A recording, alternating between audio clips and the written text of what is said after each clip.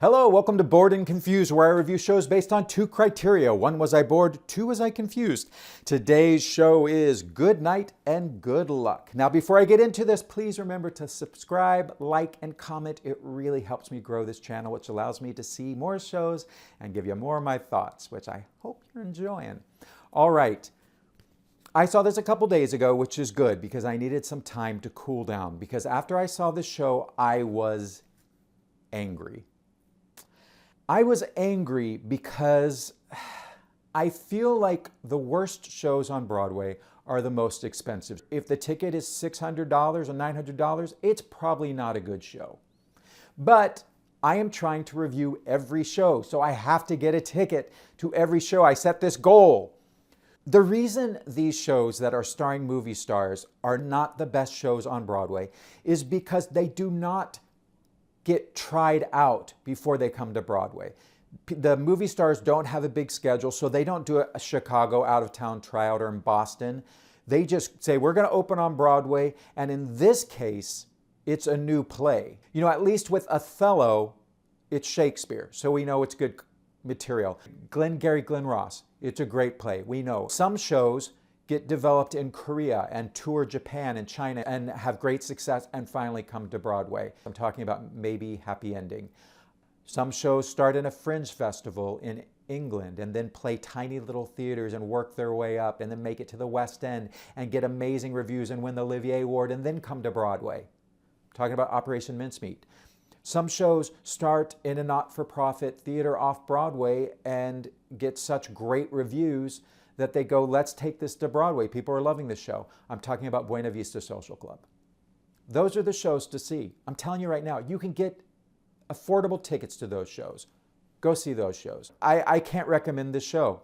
Okay, and I'm gonna tell you why. This play is based on his movie of the same title that came out in 2005. It was a well-received, well-reviewed movie. It was done entirely in black and white. George Clooney was in it, as well as a lot of other really well-known actors, Robert Downey Jr., other great names, and it was a successful movie. Now, what is it about? It's about the McCarthy hearings. It's about Edward R. Murrow, who is a journalist, who helped put pressure on McCarthy and examine his motives and what he was doing, and eventually there was a hearing in the Senate and he was censured. And this is about the role that journalists played in that. And so this is a play about the importance of journalism, how they should act, and how they can affect positive change. And we're watching this in the time of Trump and all of the corruption and his grab for power. And it's an important time to remember the role of journalists, who Trump has called the enemy of the people. So I'm giving Clooney the benefit of the doubt and saying that is the reason he brought it to Broadway, not because he's never been on Broadway and he wants to get a Tony Award and work towards his EGOT, or he just had nothing better to do. I'm going to assume that's why he brought the show to Broadway. So I've never seen the movie, so I went to this play cold. I didn't even know that in the movie George Clooney played the role of Fred Friendly and not Murrow.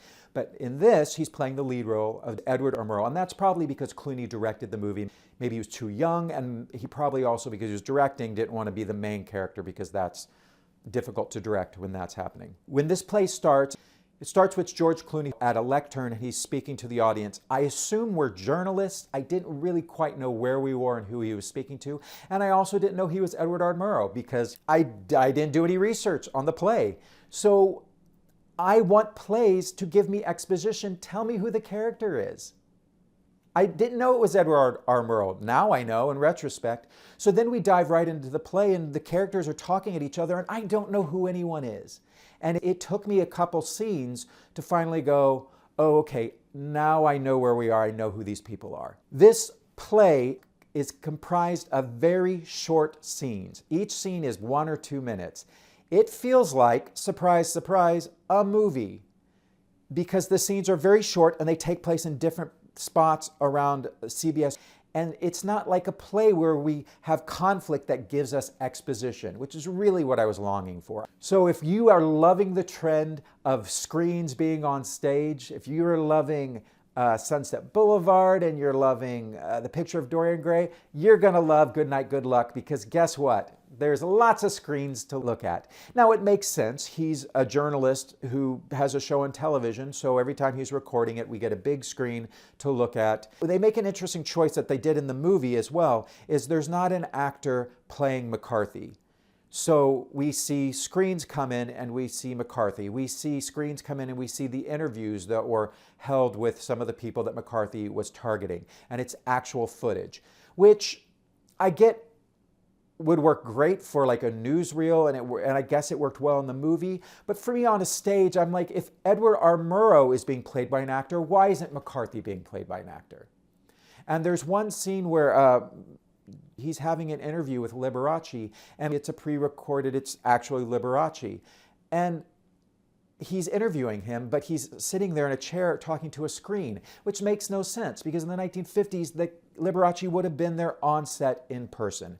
So that's confusing to me. What are we doing? My biggest issue with this play is the pacing. Now, I saw this a week before it opens. There were still 2 more performances before press previews began. So hopefully, I pray to God above, the theater gods, let the director, David Cromer, please speed up this play. I gotta say, this play was an hour and 45 minutes, no intermission. Glengarry Glen Ross is an hour and 45 minutes with intermission.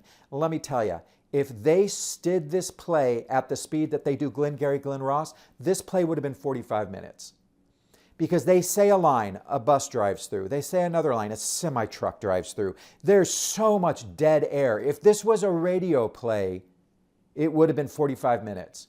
So the pacing, and I feel like they're trying to maybe like say this is gravitas, this is important, we're talking about important things. So we're gonna pause and talk slowly and deliberately.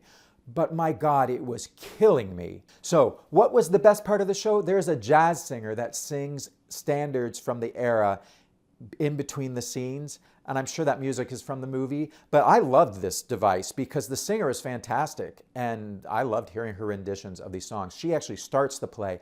The one issue is there's 2 levels to this set. The most of the set is the newsroom. And they are using the full depth. Again, because it's a limited run, they put a play in what is normally a house for musicals. The Winter Garden is a huge theater. It's very wide. So the sight lines are problematic on the side. I assume the rush tickets that they're selling are for those side seats. Now, this set goes really far back, and there's a second level. There's only a few scenes that take place on that second level. Some of them are broadcast onto a screen so you can see them, even though standing room, we cannot see those people. I could see the jazz singer if I leaned down, which I did because I really liked her. But I think there's 2 scenes, but they're short scenes, a few minutes. So standing room is actually really good. I did standing room. I didn't have to wait in line. I went to try to get a ticket for Glengarry Glen Ross. There was a huge line. I was like, there's no way this is happening. So I walked by the Winter Garden, just stopped in. The ticket prices were $300. I was like, do you have any rush? And he's like, we have 1 standing room ticket left. I was like, how much? $70. I said, I'll take it. Now, $70 for standing room, unheard of. I've never paid $70 for a standing room ticket. It's ridiculous. But this is what we're doing now. Limited run, movie stars in a big theater that's too big for the play. We're going to make our money. And this is one of the problems I have with this play.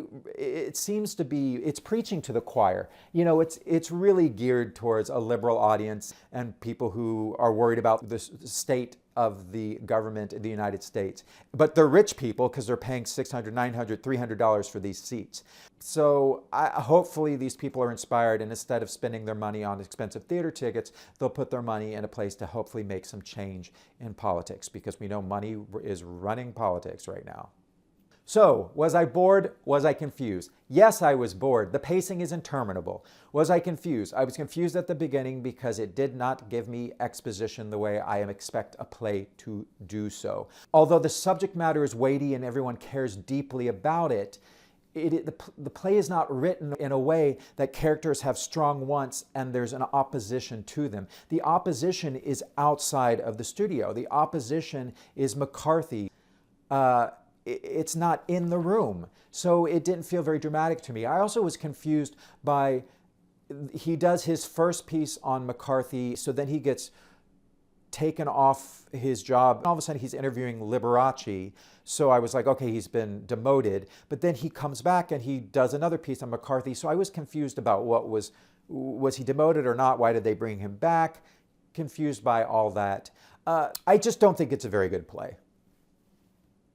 Maybe they should have an out-of-town tryout. Or maybe not, because they're selling tickets, because people don't care. They want to see George Clooney. And is George Clooney good? Yes, he's great. He's been working on the show for 20 years. He knows who this character is. He's studied him. He looks great. When he's videoed, he looks fantastic. He's very handsome. His voice is beautiful. He speaks well. He plays Edward R. Murrow wonderfully. It's a great performance. I'm sure he's hoping he'll get a Tony nomination. I just wish the play was better. And George Clooney also wrote it with this guy. He didn't write it by himself. I forget the name. So, closing thoughts. If you really want to see this show, go for a rush ticket, which is $45. There's a digital lottery. You can also come in the morning and get a rush ticket. You probably would have to come an hour or two before the box office opens at 10.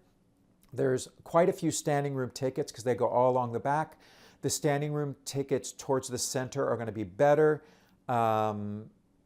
But any of the standing room, I was on the very end and I was fine. There's more standing room on the right side because there's more space over there, because the floor dips down on the left side, so you'd have to be 7 feet tall to stand on the end over there, so they don't sell tickets over there. So yeah, if you really want to see George Clooney live in a role that he does a good job with, yeah, spend $75 for a standing room ticket or try your luck for the rush tickets. All right, that's good night and good luck. Don't bore me.